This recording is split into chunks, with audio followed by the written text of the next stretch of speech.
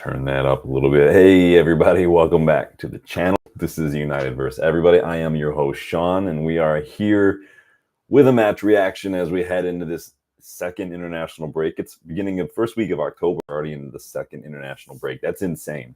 Have I mentioned I hate international breaks? Maybe once or twice, but in any case, we're here to talk about United's 0-0 draw against Aston Villa away at Villa Park. No, it wasn't one for the scrapbook by any stretch, but United and Villa did share the points after 90 minutes. Probably a more of a surprising result to a lot of people than we want to admit, because Erik ten Hag and United were not favorites to get 3 points against this Villa side. Villa were coming off a high after beating Bayern 1-0 in the Champions League. Obviously, they've been in much better form. Unai Emery has done a really good job with them, and obviously right now we are shit. So it is what it is. But in spite of that golf in form right now, a win kind of would have helped. I think that was a very, very long shot, but it is what it is. I, for one, at least, I'm surprised we just didn't lose. And we kept a clean sheet, no less, too. That's kind of two bonuses, I would have probably bitten your hand off for had you offered that before the match, right? So, but we did do decent, I guess, once we kind of changed our shape a little bit. We went into this set up a little different. It seemed like Ten Hag was trying to be a little bit more defensive, a little more pragmatic, which is fine when you're the visitor, especially when you're a visitor against a tough side like Villa. And we switched up to like a 4-4-2-ish setup in a low block. We limited Villa to some hopeful shots. Yeah, they got some touches in the box and everything, but literally not many shots on target. Literally, Villa had one shot on target. And so there's nothing wrong with that. I mean, it's kind of like a lot of what we saw last season where the injuries hit us, but we did, and yes, we conceded shots, but again, you have to look at the shots in context. Not a lot of shots we conceded last year later on in the season were very high XG shots. A lot of them were from outside the box. Today, it was more of the same. Villa had one shot on target. So I don't have a problem with being hard to break down and Villa getting one shot off on target. So we had some glances at goal. Bruno had that free kick. He was very unlucky to see that come off the crossbar. It was a very good kick, to be fair to him, so a bit harsh. But we're going to look at the nitty-gritty of the 90 minutes more closely, of course, and then I'll obviously have my 3 thoughts on the match. But let's start with a look at that starting lineup. I'm going to turn this up just a tad. There we go. And then you guys can give me your thoughts on, what you thought of Erik ten Hag's team selection, what you thought of the subs. So I was worried a little bit when that lineup came out. So I was on the road when the lineup came out. I didn't get to see it till about half hour before kickoff. So, but it was similar to like we said going into the preview, right? I said this wasn't going to be a game that you're going to want to see Lisandro Martinez in. Villa are going to probably hoof it. They're going to probably try to win those second balls after getting on the end of those first balls from the keeper, from Emi Martinez. He does have a good kick on him. And you're going to want some height. You're going to want some physicality to kind of deal with that. Plus, when you set up in that deeper shape, that 4-4-2-ish, that low block, it's good to have some old school physical center backs in there just to handle that. And that is what we did. I didn't think we would go full old school with Evans and Maguire. I thought it would at least be Maguire and maybe De Ligt, but I have no problem with it because we'll get to Evans in a little bit, my guy. But I was worried a little bit when that lineup came out and I saw Eriksen and Manu in midfield, mostly because midfield's been lightweight recently and it hasn't looked great. We know that Villa's midfield tends to bring the energy, they bring the fight, and we just don't do that at United.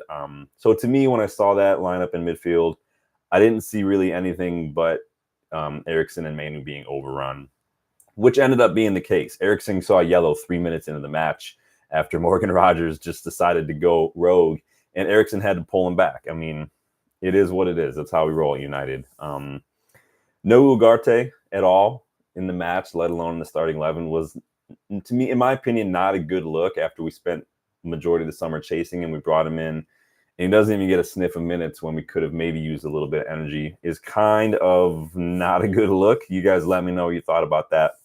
I think we were fortunate there overall in midfield because Villa had a lot of key midfielders injured. No Onana, no McGinn, no Ramsey. So they were playing with Tielemans, who I don't really rate all that highly. And obviously Rogers in there as well. So we got lucky, I think, the injuries, but it is what it is. Some of Ten Hag's subs kind of made me raise my eyebrows a little bit, specifically bringing off Mazraoui and bringing on Lindelof and putting Lindelof at right back. It was odd at the time, but then when you look at it, kind of when you zoom out the lens a little bit and take a look at it, it seemed. Danny, what's up, my guy? Thanks for stopping by, dude. Let me know your thoughts on the match as we go on. We're talking about starting 11 right now, so get your thoughts in on the starting 11. Get your thoughts in on the substitutions. Like the video, subscribe to the channel if you are new. So Lindelof comes on for Mizraoui, lines up at right back, which, again, initially you're like, that's odd. But I think when we're building out from the back with a little bit of that back three shape, I don't think it's necessarily bad with a better center back maybe. Plus, a lot of teams these days are kind of throwing center backs in the fullback position. We've seen all the time at Arsenal, City doing it. And I'm not saying that's what we're going to do. I'm just saying maybe I don't know what the thought was behind that. You guys let me know what you guys think about that decision. Does anybody know if Mizraoui picked up something? Is it more of Erik ten Hag thinking we've got to keep an eye on the Brentford match in a couple of weeks, like we took Rashford off against Porto? I don't get that. I didn't think Mizraoui was having a bad match. I thought he was doing just fine. So maybe we just thought we weren't going to be utilizing as much as Mizraoui's attacking output as much as we have been. So maybe it was just more about kind of consolidating and being a little bit more pragmatic. But you guys let me know what you thought.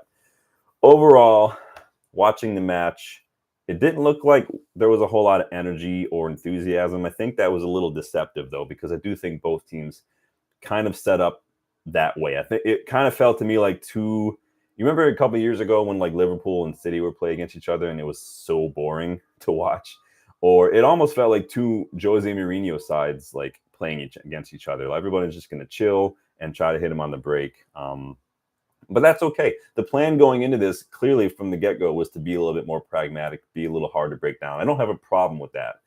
I know a lot of people are going to say, well, this is United. We shouldn't be playing like that. We should be going to Villa and getting a result. And you can say that, but contextually speaking, we're not quite there. And right now, considering the form we're in and considering the way a lot of these players have been playing, you just do what needs to get done. But the numbers suggest we actually were a little bit more physical than Villa were on the day. We won more tackles, twice as many interceptions, nearly 10 more clearances. Obviously, when you're getting shots in the box, you're going to make more clearances. We won more of our duels. We did have more yellow cards, but I think let's be honest, the ref was shit today. He was just not good. It seemed like every single foul we committed was an instant yellow card. It was really starting to get on my nerves. On that, though, I will say Rashford was a bit lucky not to be sent off. It looked like at a certain point, I couldn't tell if Rashford was just getting frustrated with the ref or if he was just getting frustrated in general. It just kind of got to the point where it looked like Rashford just didn't care. You guys let me know what you thought. This is what Rashford reminded me of. Like whenever you like hanging out with your friend or like your sibling and you want to do something, but they don't really want to. So you kind of like push them into it. But the whole time they're doing it, whether it's like a board game or a sport, you can tell they just don't care. They don't really want to play. So they're just like doing stupid stuff on purpose. It kind of got that feeling, that vibe from Rashford a little bit. You guys let me know what you thought. I mean, that second challenge where like he kind of put his foot in and pulled out, but then kicked again, like after it was already gone. Like, I don't get that. Not a great showing from Rashford, all in all, as you might have seen from the thumbnail. He and Ten Hag maybe were at times not quite on the same page with what was going on, but not his best showing, which was a bummer after he's been so good for us recently. Again, Rashford is not the guy you want on the pitch necessarily when you're playing against a team who sets up like Villa did. He's not going to have that ton of space to run on into. This might have been a better match to see Ahmad come on, but who am I to speak, right? I don't know why Ahmad didn't get a sniff today. But it was a bit of back and forth between two sides that really just tried to make themselves hard to break down. There's nothing wrong with that at the end of the day. We were the visitors. We are in worse form. Villa really had the onus is on them to kind of make it exciting and whatever. And we're not there to make it easy for them. We're there to make it hard, and that's what we did. Attacking-wise, we had 4 shots on target. We hit the woodwork twice. Our XG was higher, but it was still shit. I mean, yeah, we had 4 shots on target. They only had 1, but XG was still like 0.4. It was still shit. We just kept more defenders back and the build-up, which was fine. I actually didn't have a problem with that. It kind of felt like we had an extra defender back there at all times, whereas before it kind of felt like we just had the 2 center backs and they were split, and it was very hard to build out from the back. Today, We kept an extra person back there, which made it really good. It was like that 3, and then Eriksson was dropping a little deeper. It gave us a little bit more breathing room, another option when we're under the press. It's a simple little tweak, a simple little tactical change, but the impact it had was noticeable. What have I always said?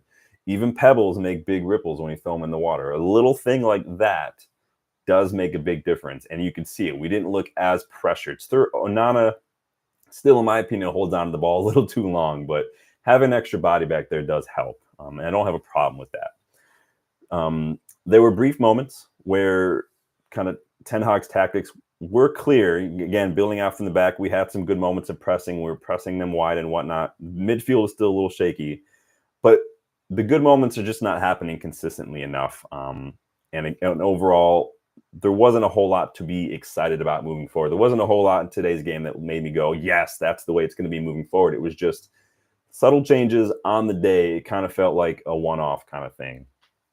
So there might be a couple positives to take away, but it doesn't really feel very positive, does it? So let's see what Ten Hag has had to say after the match. We'll look at his post-match comments here. So he did praise our defending against Villa after pretty much blasting the defending against Porto.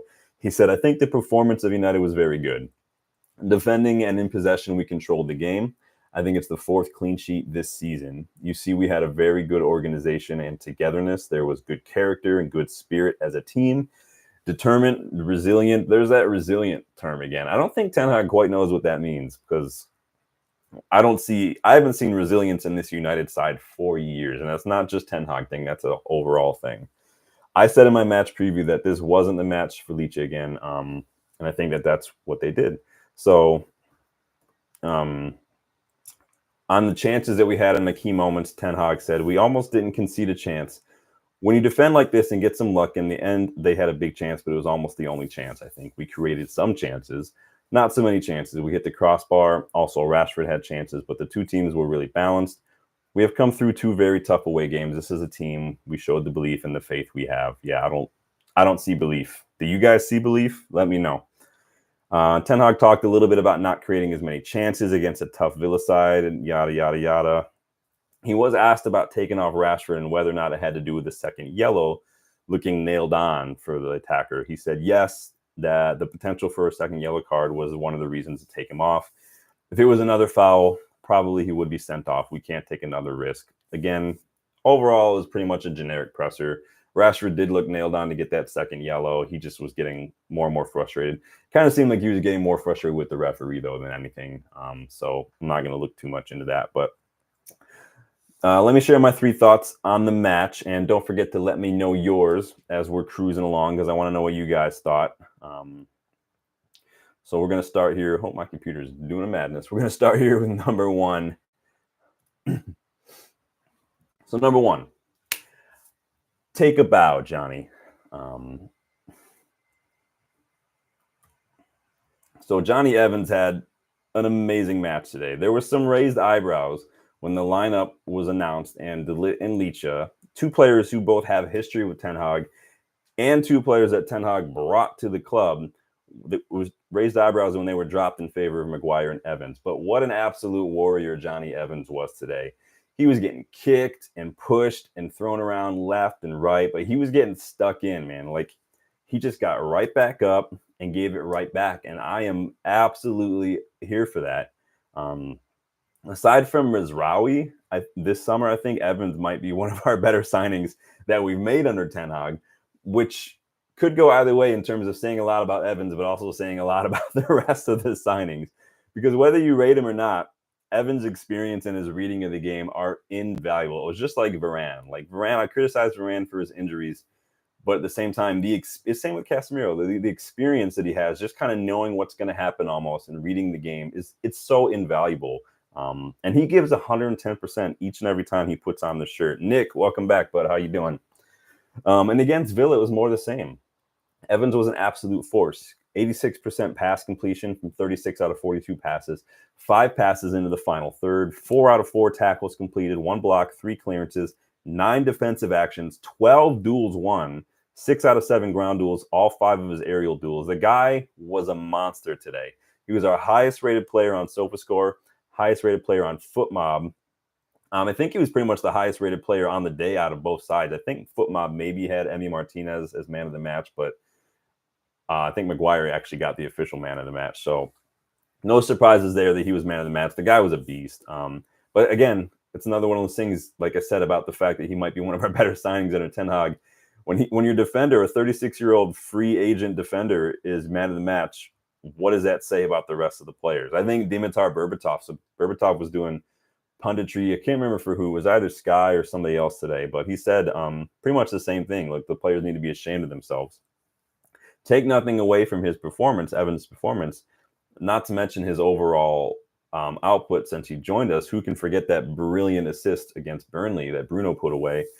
But a 36-year-old free agent center back should not be your man of the match. It just shouldn't be happening. 2 free agents in their 30s, one of whom was dead for a few moments a few years ago, have been our best players in recent weeks. Like, let that sink in. Like, take a deep breath when you think about that one. And big up Maguire too. They both look great today. Again, in the way we set up today, the way we set up to play, Maguire and Evans probably the better options in terms of center backs. You know, Licha, De Ligt, good for recovery when you're playing a high line, good for playing out from the back in that way when it's just the two of them and you're trying to build out quicker. Great. Licha is very good on the ball. He creates space for himself. He's good, a good center back in that regard. But when you're just flat out back and forth, counterattack versus counterattack, you're going to want the big guys in there, and that's what we did. But again, it is worrying, and it kind of suggests that we might be better in that regard as a counterattacking side. But you guys let me know what you think. Ten Hag was actually asked about the defensive shakeup after the match, and he said it's because of rotation. We have loads of games. We have to rotate the team, the freshness, and I think it was a good decision today. I think the performances from Maguire and Evans, they were solid. But also, I think De Ligt came in at halftime and was very solid. Yeah, I didn't have a problem with De Ligt. And major props to Johnny Evans for coming out after the match and talking about how much of a privilege it is to play for United. More of these players need to realize that it is a privilege. Even the pressure that comes with playing for United is a privilege, because you just don't get that pressure at other clubs. And it does sort of filter out the players who can handle it, and it maybe even filters out the coaches who can handle it. But Johnny gets it. McTominay got it. Do the rest of our players get it? Jury's out on that. You guys let me know your thoughts. Nick says, in general, the play wasn't bad and the result was okay, especially playing away at Villa. Yeah, I'm not too fussed about it. It definitely wasn't. There was a tiny sprinkling of Ten Hag ball you can see in there, the way we're building out from the back at times, and then some of the pressing. But other than that, I have no problem. And I've said it many times, against certain sides, when certain sides play a certain way, you have to set up a certain way. I just don't know if playing against a Villa side who was setting up in that low block was the best game for Rashford. And you can tell Rashford is getting frustrated. I think Ahmad, who's a little better with the ball at his feet, a little better in possession, a little better of that link-up play in the final third and not really having to rely on space and pace, I think Ahmad might have been a better option. But you guys let me know what your guys' thoughts are on that one, because we are cruising right along to number 2. And now some of you guys, this might ruffle a couple feathers and you guys might think I'm jumping the gun, but I'm just giving my thoughts. You guys share yours. Number 2, Xerxes looks out of place. So I'm not trying to panic or anything. I'm not trying to write anybody off, but something just doesn't seem quite like it's clicking with Xerxes, which is not good for us. Again, this is not me writing him off. This is not me labeling Xerxes as a flop. But like I said the other day in the other match against Port, something looks off. Doesn't look like either he knows what to do, we know how to use him. Maybe it's a combination of both. But it's starting to look more and more even like he's becoming a bit overwhelmed, maybe a bit weighted down by the shirt. And it's just the look on his face, the expression on his face that makes me think that sometimes. Sometimes it seems like he's playing like he doesn't really want the ball, like he almost doesn't back himself or he doesn't know what to do. And doesn't want to make a mistake sometimes. Like even today, Xerxes would get the ball kind of deeper in midfield, just inside halfway. And he had a lot of opportunities when that happened to kind of turn, make space. All it takes is a quick scan before you receive the ball. It's very basic, but it's so effective. But every time he would just pass it back. like real quick. And there wasn't a whole lot of movement off the ball from him. It doesn't seem like he wanted to do it. He just kept opting for that safe ball instead of trying to progress the play forward. And it was a little off. There were moments a few weeks ago when Xerxes looked like a really good fit with our attackers. There was a lot of link-up play, a lot of movement. He was getting involved. But it just, something happens and it just hasn't. Maybe when Højlund started coming back, Xerxes kind of, maybe it's like a Martial thing where there's competition and now he's kind of shrinking from that, like Martial did when we brought in Ibrahimovic, when we brought in Lukaku, Cavani. Like Martial didn't seem to like having a whole lot of competition. Martial liked it when he was the main guy. I'm not saying that's what Xerxes has going on. I'm saying, what do you guys think is going on? Because there's correlation there. And it also seems like it's just hard work for Xerxes to get around the pitch. He's not the quickest guy, I know that, but it just seemed like he's just running a little bit slower. Sorry, I've been talking so much today and my throat is dry. So I know Xerxes came on as a sub and he only played like 25 minutes. So I'm not trying to extrapolate and generalize and saying, that means he's bad. I'm noticing something's off. And it's my point today, the reason I bring it up today, because again, it's another case, another continuation of what I've been seeing from Xerxes. And I want to get your guys' thoughts on it. I was trying to wait and see if anything would change, but today just seems like a good time to address it. So you guys let me know what you think. Is it just that maybe he's just not an out-and-out number 9 and we're kind of playing like one until Højlund subs on? Is the shirt too much pressure for him? We've seen players get swallowed up by playing for United in the past, so that's a thing. Does he still need time to integrate? Tenhag will probably say so because Tenhag says that about everybody. Is he just young? Xerxes is what, 23, 24? Maybe he's just young, like Ugarte. Maybe he just needs a little time. Or maybe, do you guys think Xerxes is just not that guy? Like he's just not good enough? You guys let me know what you think about Xerxes, but I threw it in there because something just isn't clicking for me, and it's starting to feel more and more like it's on Xerxes' end and not on our end. But you guys let me know your thoughts. We are cruising along here. Number 3, what happens next? So all the talk over the last few weeks has been about these matches. Spurs, Porto, Villa, tough run of fixtures heading into the international break.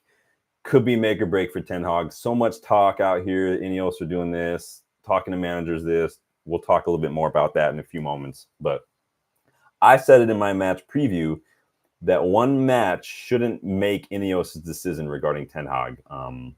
The one match should not make the decision for them. The decision should be made, and you should stick with it, whether he wins or loses or whatever.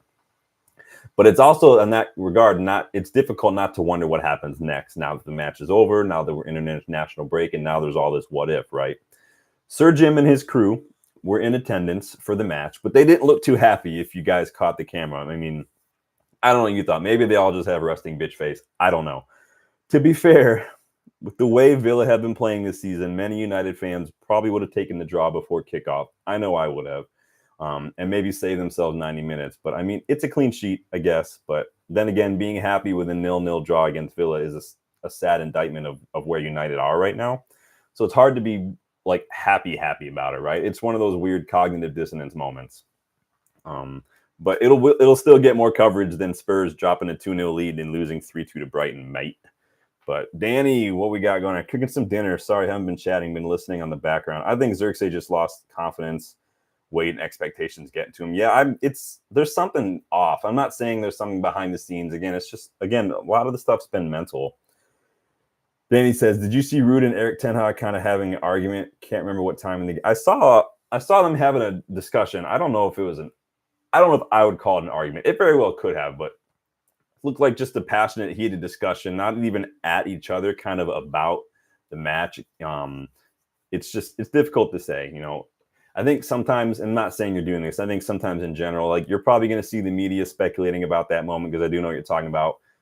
As the thumbnail implies, Rashford and Ten Hag having a little like, what do you want me to do moment. I mean, I think those kind of things happen way more frequently than we realize that we see on the camera. A lot of people in the media will take it and run with it, but I wouldn't read too much into it personally, because that kind of stuff happens all the time. But I did see what you're talking about, yes. Nick says, save some for me, man. What are you making tonight, man? Did you're not still out in Maine, are you? Is it Maine or Maryland where you went? Dana B says, didn't look like good energy between them. I'm sure nobody was happy with the way things were going personally. I mean, I'm sure there was some discussion of tactics, what was not working, who was not doing something right, what not, and trying to figure out a solution. It's going to look heated anytime there's high intensity, when the anxiety is up there, the stress. It's just human nature. It is what it is. Well, I got back last night. Good, man. Glad you got back safely. Hope you had a fun time. So the problem this season, again, is that we're just not scoring goals. Okay, we're talking about what happens next now. Rashford's been picking up a bit of the slack recently, but until today anyway. But no one else has really been pulling their weight. We only have 5 goals in 7 games in the league. It's our lowest since the 70s, I think, when we got relegated. 3 of our goals have been in 1 match, so that doesn't help. And that was against Southampton. And we're operating that's less than half of our XG this season. I think our XG is just over 11. So we're not doing great. Again, the XG suggests we're getting into really good positions. We're not finishing our dinner. Nobody has more than 1 goal in the league right now. Remember, a lot of our goals came against Barnsley and then Porto. And we haven't scored in the league since, what was that? Southampton? Was that Southampton or Brighton? Probably Southampton. And that was nearly a month ago. I mean, fucking Wolves have scored more goals than we have in their shit. 8 points from 7 matches, not a great result. We should be at least double that. So Ineos can't be looking at stats like that right now and be happy about that. So the question is, again, what happens next? Is this result a stay of execution for Erik tenhag, considering the form of both of these teams going into the match? Do you want to take that into consideration? The talk was all about tenhag losing these couple matches, but he drew the last 2 matches. So does anything change? Was it that he had to win, or just was it that he can't lose? It's nobody knows, because it's all speculation. I know Sir Jim and his team have a meeting this week, but that meeting, despite what the media is going to say, that meeting has been planned for a while. So it's not like it's an emergency meeting or anything like that. And the media is going to tell you like tenhag's future is going to be discussed. Yeah, I'm sure, because they discuss everything, including management, including coaches, including players, including everything, including the academy, the stadium build. They're going to talk about everything. That's the point of the meetings. So despite the conveniently timed reports, because again, this is what the media will do. Again, this meeting was scheduled. The media knew that weeks ago. They waited until a very convenient time to drop this headline about it. That's the kind of pressure you get at United that you don't get anywhere else. Again, Spurs literally were leading 2-0 and lost 3-2 thanks to a Danny Welbeck winner. Once a red, always a red. But no one wants to talk about that because Ange Postecoglou says mate and not heh. So hated adored, right? So I read somewhere that Joel Glazer will be at this meeting as well because he's part of the ownership team. But again, you can bet that the manager's situation is going to be discussed, but it's a topic on the list of many, many topics. So that's just very normal. Danny says, sitting on the fence, still horrible situation. Players, Erik tenhag, everything right now is horrible to watch. Yeah, it's kind of just an overall meh kind of feeling right now with United. I think that tenhag probably still could have won today, and a lot of the tenhag outers would still be, feeling the way they are. And it's just, everybody's entitled to their opinion, but it is what it is. Tenhag was asked again today if Ineos have spoken to him. And again, he said, we always speak. Every week we speak. We're all on board together on one page. We know what we're working through. It's a long-term process. To me, if I had to guess right now, some of the stuff coming out, some of the talk, and David Ornstein talked about this today earlier, it doesn't seem like he will get sacked. Again, I don't see how any coach would survive this, but it doesn't seem like he's going to be sacked, at least not mid-season, unless it gets crazy, crazy bad. Like if we don't qualify for the next round of Europa League right away, you can talk to me again. But even if he does get sacked, again, David Ornstein had some thoughts. David Ornstein reported today that both Southgate and Inzaghi are not under consideration. He says that Southgate was actually never a contender. And he adds, too, that United didn't even contact Inzaghi, who actually was also surprised by the reports because Inzaghi doesn't even speak English. In any case, I'm very curious to see how the international break pans out. I'm curious to see if it'll be more the same from Tenhag and his players when we return after the break. I know Rashford and Maguire were not called up. So, again, Rashford's probably carrying around some of that frustration and disappointment. So maybe that's starting to get into his head. Who knows? We have Brentford, Fenerbahce, West Ham, Leicester, and Chelsea when we get back. And that's our next run of fixtures. So, interesting run of fixtures. You guys let me know how many points you see us getting from those runs. We got a tough trip to Fenerbahce. You know, Jose, you just know Mourinho is going to shithouse his way to like a 1-0 win in Turkey because that's just how Jose Mourinho works. Be a nice little reunion for Fred and Amrabat as well. And then Bayindir is kind of a little bit of a reunion for him as well because that's where we bought him from, I think, right? Yeah, we got him from Fenerbahce. So you guys let me know your thoughts on the match. Who is your man of the match? What do you think is going to happen in over national break? Do you think anything's different? Do you think Ten Hag will be sticking around? Let me know your thoughts. Let me know just your big takeaways from the match. Danny B says he doesn't win convincingly after the break. He's gone. I think that Fenerbahce match might be a bigger match than we realize in terms of make or break because that's going to be his third match in the Europa League. We've drawn the first two, obviously, but we're not very high in the table in that league. In that Fenerbahce match, and again, I think it is going to be more about the performance and not necessarily the result. But again, the performance is going to be on the players to a certain extent too, which kind of makes it seem unfair on Ten Hag. But again, like I've said many times, that's the nature of the job. This just is what it is. You know that going into it. It is how it is. So you guys let me know. On a positive note, this result does put Andre Onana first in the Golden Glove race. He has 4 clean sheets now, which is 1 more than Alisson and 1 more than David Raya. So we take the positives right when we can get them. But appreciate you guys stopping by today. Don't forget to stop by this coming weekend. So a week from now, probably Saturday. Obviously, it's the first weekend of international break, but I am going to be doing our special show. We're going to be compiling our all-time Manchester United starting 11. No subs either, so it is going to be a bit trickier. So start planning for that. Get your thoughts in. We're going to go through all the positions one at a time, from keeper up to striker, and then we're going to be picking who gets in top. So lots of good players from the past, a lot of maybe some players from the present squad that people might want to put in there. Probably not, but you never know.